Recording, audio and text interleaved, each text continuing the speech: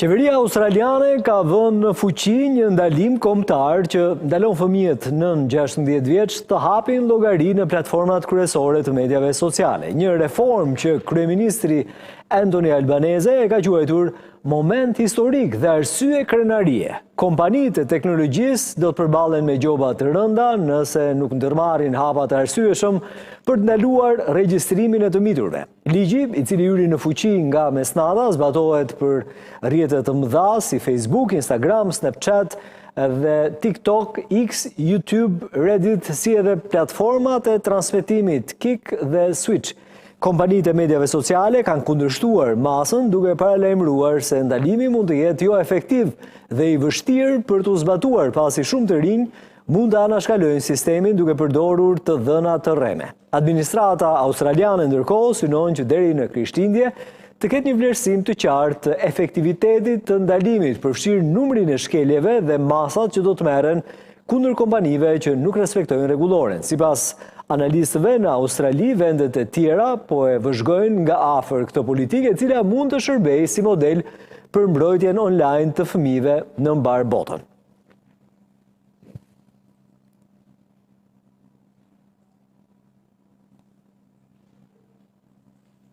Mirë, ndalimin e ka nisur Australia, gjithashtu edhe për ta testuar deri për Krishtlindje, ndërkohë që më herët gjithashtu edhe vendet europiane duket se kanë përqafuar një nisëm të tillë. Se si do të procedohet për sa i përket këtyre vendeve ende ka detaj që nuk e dim, për të kuptuar rreth ndalimit të rrjeteve sociale në Australi, sa do të funksionojë penaliteti që do të mbajnë me vete kompanitë, a cënohet liria, a ka konflikt për sa i përket drejtave të njeriut, ligjeve ndërkombëtare, por jo vetëm me kënaqësi do të bashkëbisedoj në lidhje drejt për drejta me avokat Gülsen Zhliman dhe ekspertin e TIS Erion Demiri. Vetëm pas pak do të na bashkohet gjithashtu edhe Helena Halilaj.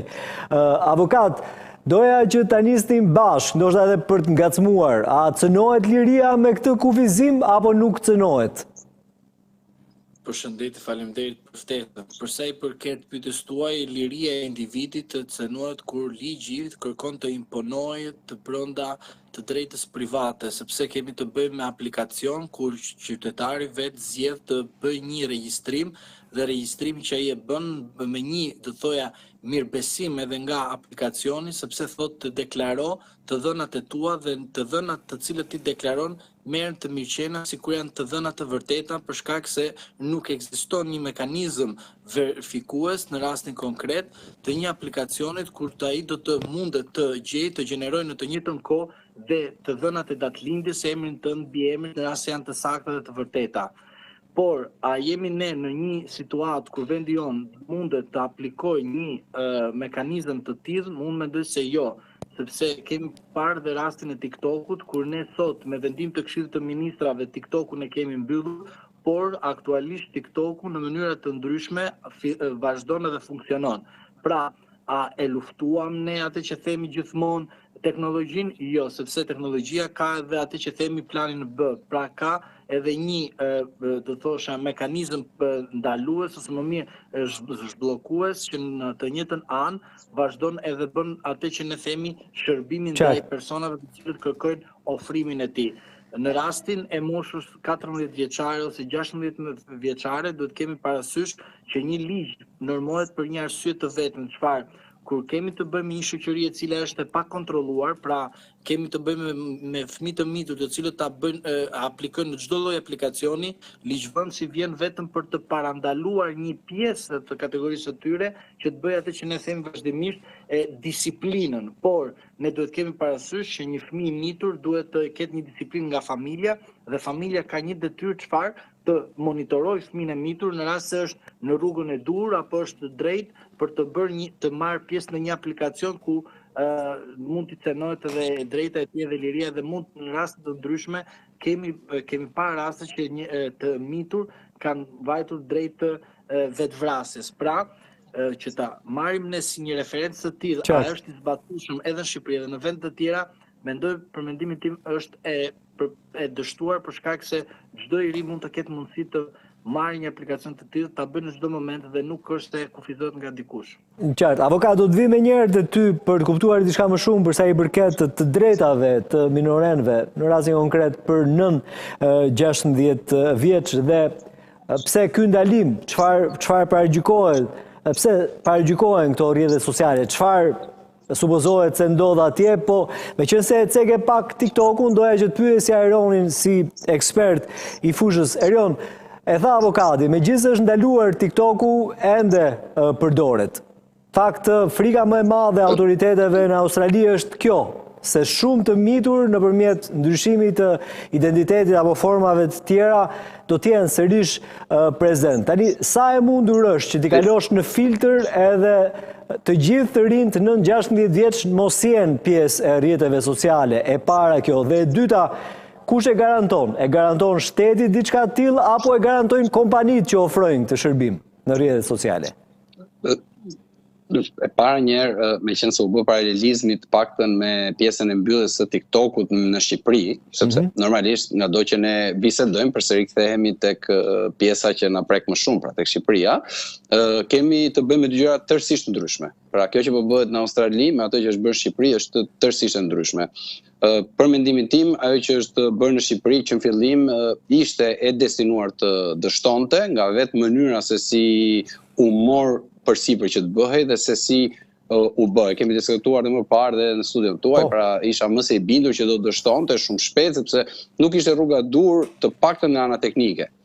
Pra nuk ishte mënyra që duhej të ndiqej. Ndërkohë që në Australi është duke ndjekur një mënyrë tjetër. Cila është diferenca? Dhe nga vetë diferenca është shumë e madhe sepse është duke u bërë në bashkëpunim me kompanitë që cilët ofrojnë shërbim.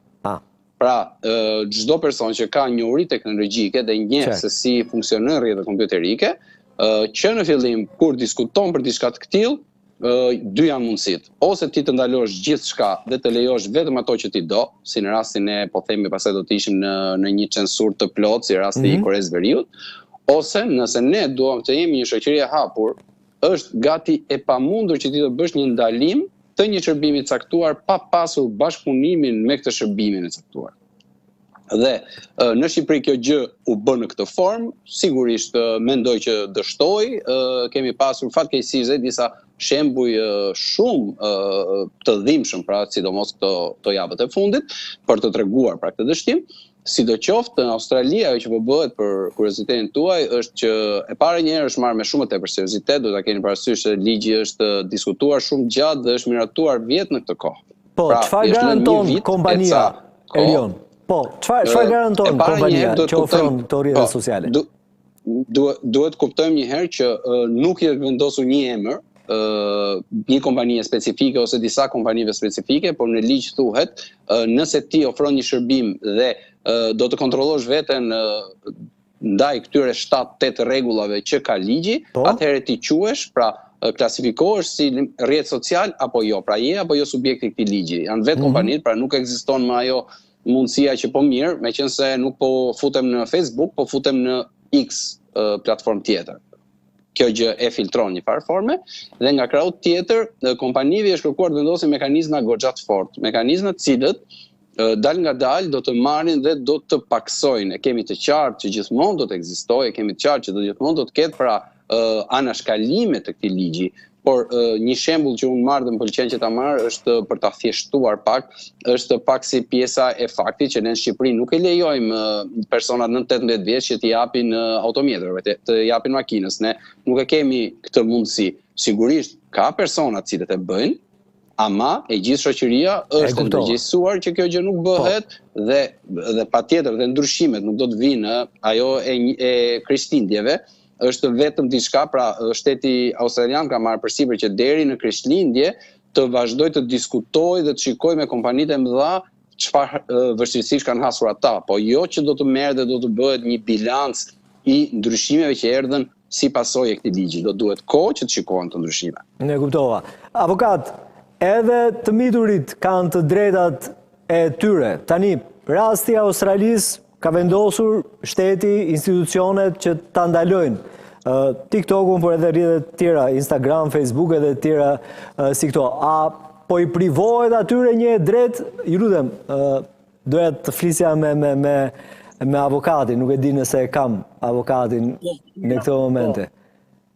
Avokat, se me të drejt një imitur mund thot, unë dua të kem një rrjet social, ti si do i thuash?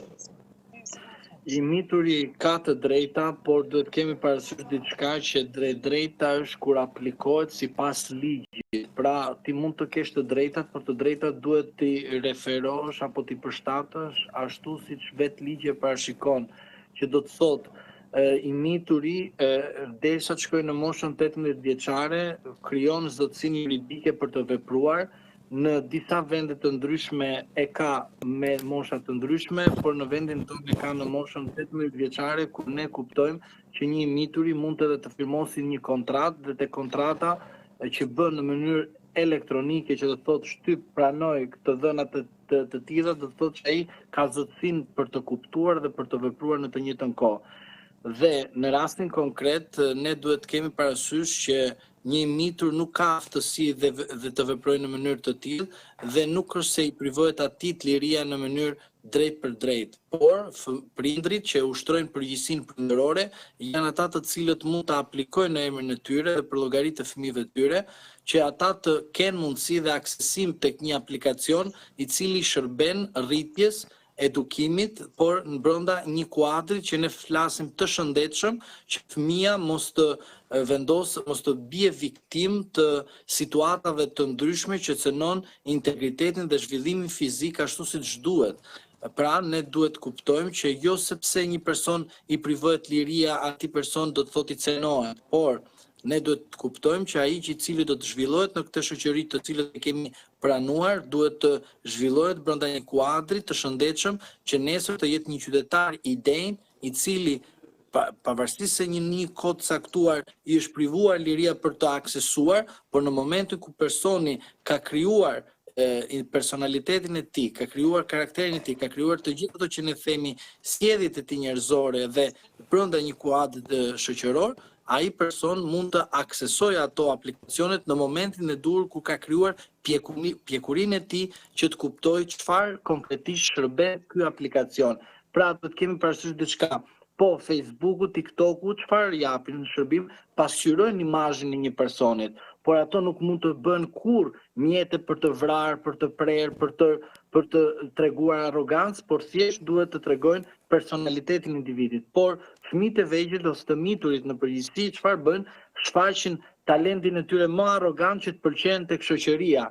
Pra, do të thotë që në këtë kuptim, ne si shoqëri duhet të ndërgjegjësojmë aftësinë legislative që për disa arsye të veçanta duhet të privojmë lirinë të disa individ, jo të liria në kuptimin e kufizimit të lirisë fizike, por të kufizimit të një lirie e cila duhet të vijë si pasojë një disipline që personi nesër mos të jetë arrogant ose mos të kapërcej limitet ato ku ne kemi vendosur në kuadrin penal, që të thotë vrasja të miturve, që kemi parë rast pas rastit. Prandaj, në disa raste nuk mund të quhet privimi i lirisë për persona që janë poshtë moshës 16 vjeç.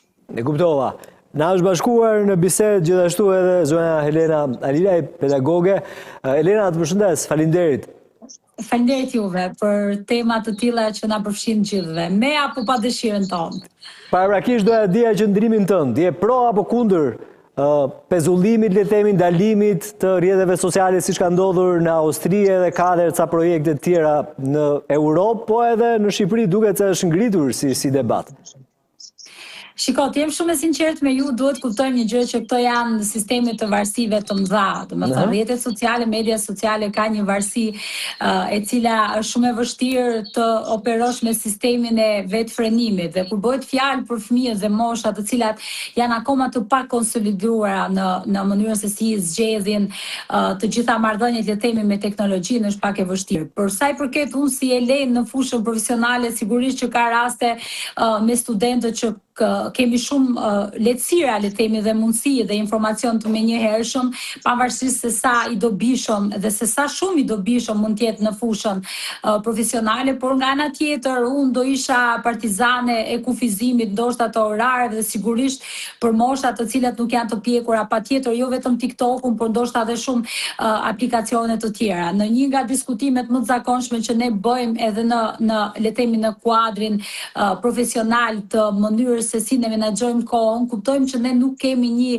le të themi këshillim, siç ka munguar le të themi këshillimi apo edukimi në fushën profesionale, në edukimin në karrierë, në fushën teknologjike momentalisht mungon edukimi ligjor, siç ka munguar le të themi edhe dedikua edukimi ekonomik, pra në shoqërinë në cilën ne jetojmë kemi shumë mungesa dhe duket nganjëherë sikur përqafimi me rrjetet sociale apo median sociale është një dashuri kështu e menjëhershme e cila nuk zhbohet edhe vazhdon.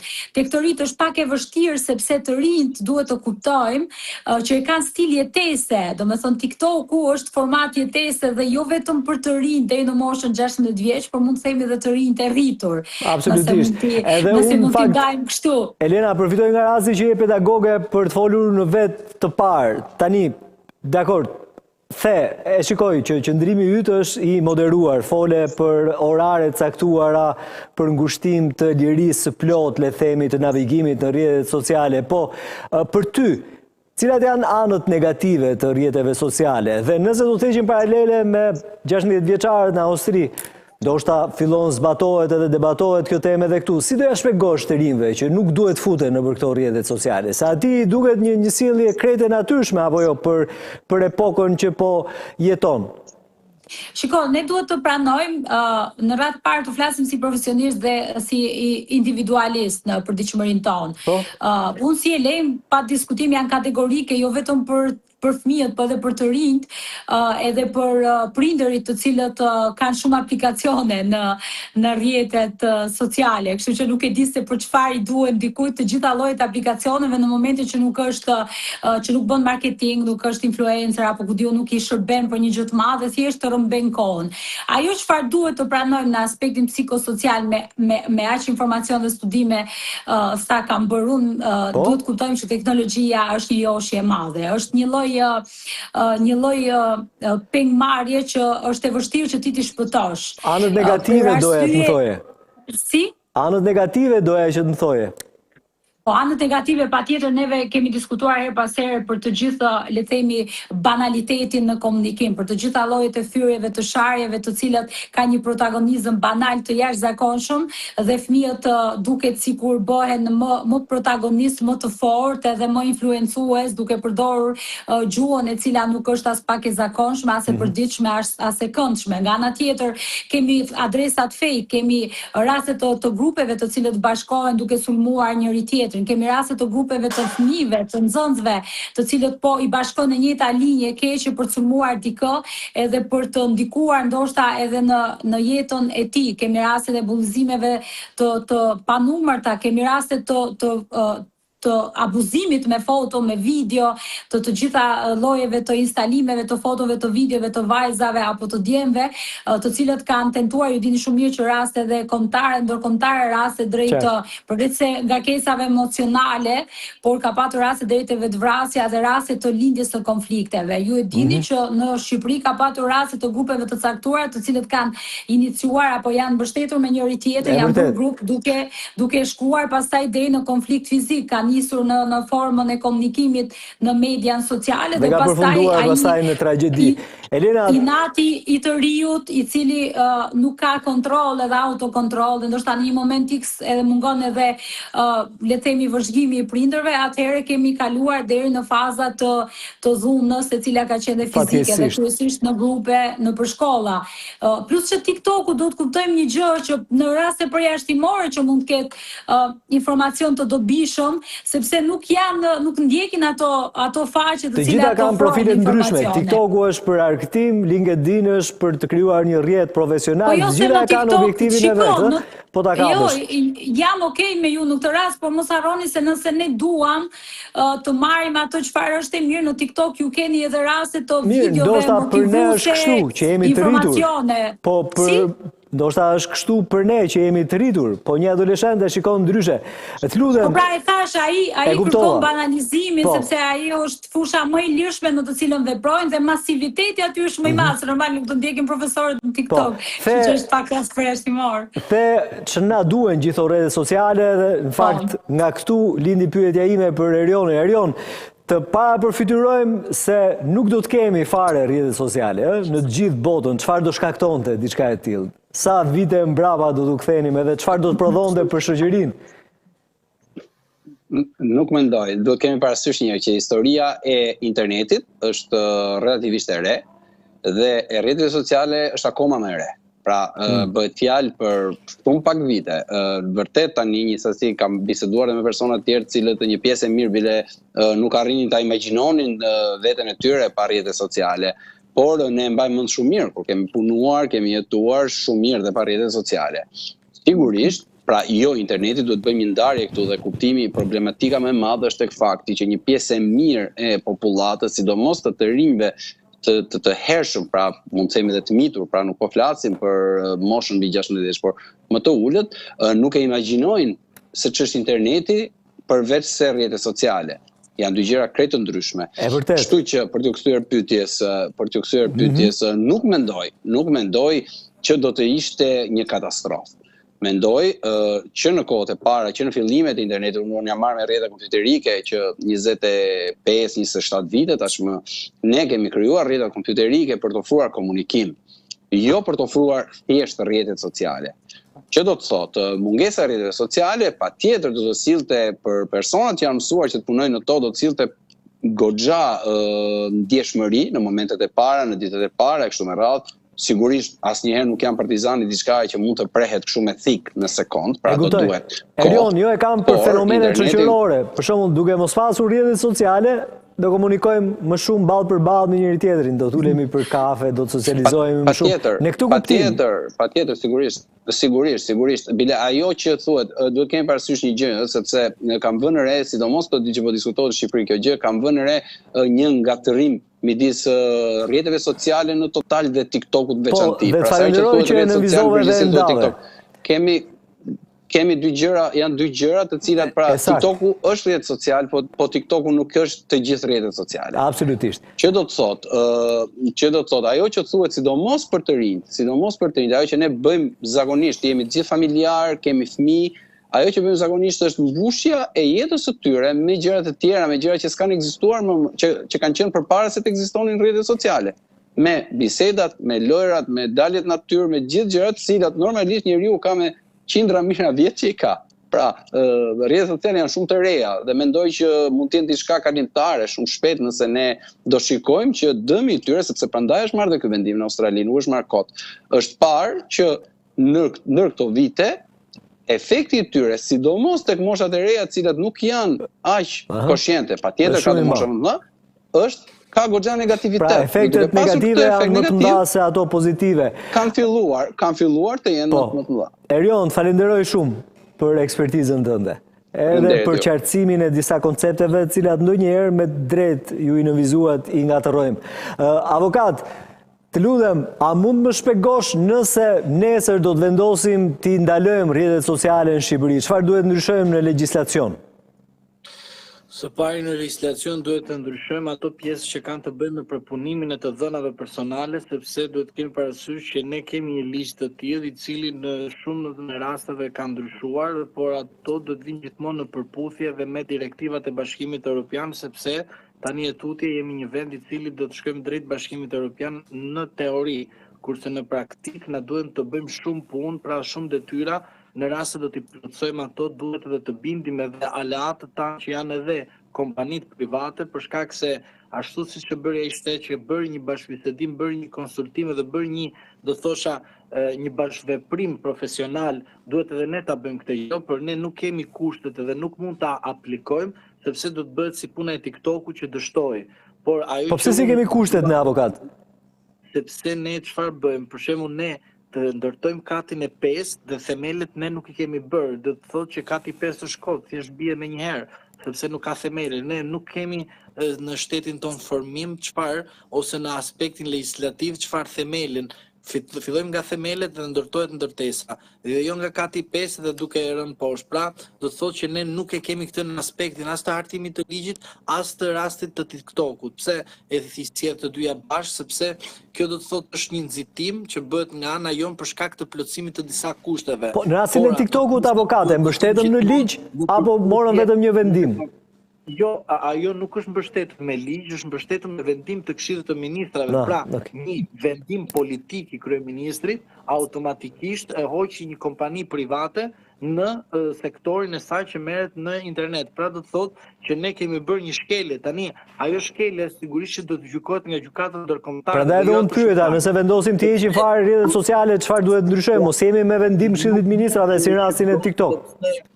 Nuk mund t'i heqim dot sepse jemi bërë palë të konvendave të ndërkombëtare, të cilët i kemi patjetër dhe jemi palë, se përndryshe ne do ishim Korea e Veriut dhe vendet të tjera të cilët nuk do të kishim fare as linjë komunikimi dhe as aplikacione të tilla. Prandaj kur ne aplikojmë ose kur ne na shfaqet në telefon diçka e thot aprovoni apo refuzoni, ajo automatikisht quhet një kontratë në distancë. Është si puna e telefonave që na marrin kompanitë dhe thënë doni të rinovoni kontratën tuaj nëpërmjet telefonit pa ardhur tek zyra jonë. Dhe në rast të themi po se jo, automatikisht quhet një kontratë. Prandaj ne që ta zbatojmë këtë, duhet që legjislacioni jonë mos të jetë një legjislacion diskriminues, por nga të gjitha anët duhet që të mbrohet një grup vulnerabël që është mosha 16 vjeçare e poshtë, por duhet atë ta sjellin gjithmonë pa cenuar atë drejtat dhe lidhjet themelore, jo vetëm atyre që janë në një grup vulnerabël, por edhe personave të tjerë të cilët mund të përfshihen me dashje apo pa dashje duke cenuar të drejtat e tyre, siç është edhe rasti i TikTokut. Për sa i përket pjesës së afërmitetit të shoqërisë, pra ballë për ballë dhe jo në distancë, mendoj se TikToku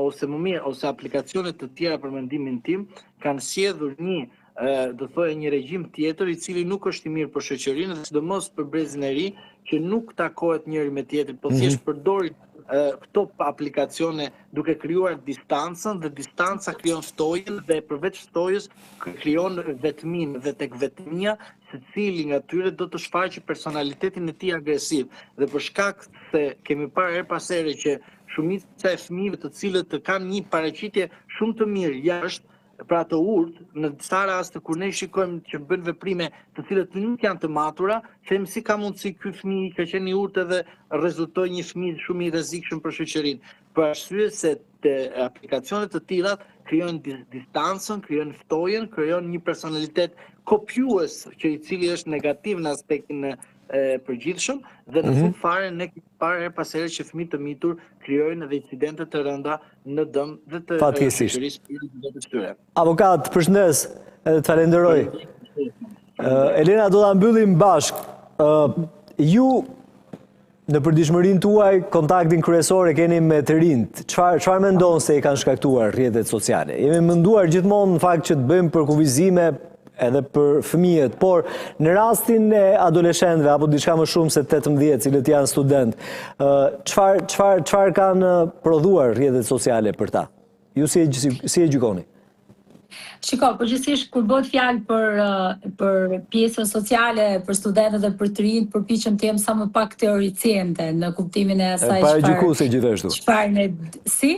Edhe sa më pak paragjykuese. Eksakt, edhe sepse ne duhet të shkojmë tek masat, se sigurisht që media është me konsumim të gjerë.